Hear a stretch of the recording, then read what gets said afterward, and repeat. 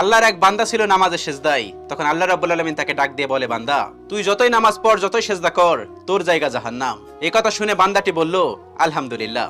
আল্লাহ তখন বলে, এই বান্দা, জাহান্নামের কথা শুনে কেউ আলহামদুলিল্লাহ কয়? বান্দা তখন বলে, আল্লাহ, জাহান্নামের মালিকও তুমি, জান্নাতের মালিকও তুমি। তুমি আল্লাহ খুশি হয়ে যদি আমাকে জাহান্নামও দাও, তাও আমার আপত্তি করার কোনো অধিকার নেই। আল্লাহ তখন বলেন, বান্দা, জাহান্নামে গেলে তুই পুড়ে যাবি, তোর খুব কষ্ট হবে। বান্দা তখন বলতেছে, আল্লাহ, কষ্ট শুধু আমার হবে না, তোমারও হবে। আল্লাহ তখন বলতেছে, বান্দা, তুই পুড়বি জাহান্নামের আগুনে, আমার কষ্ট হবে কেন? বান্দা তখন বলে, আল্লাহ, কোনো মায়ের কোল থেকে যদি কোনো বাচ্চা পানিতে পড়ে যায়, তাহলে কোনো মাই দূরে দাঁড়িয়ে থাকতে পারে না, দৌড়ে গিয়ে বাচ্চাকে কোলে নেয়।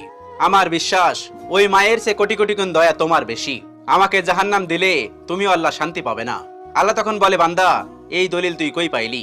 বান্দা তখন বলে, আল্লাহ, আমাদের জাতির পিতা ইব্রাহিম আলাইহিস সালাম তোমার প্রেম মুখে নিয়ে যখন নমরুদের আগুনে পড়ে গেল, তার আগেই তুমি বলে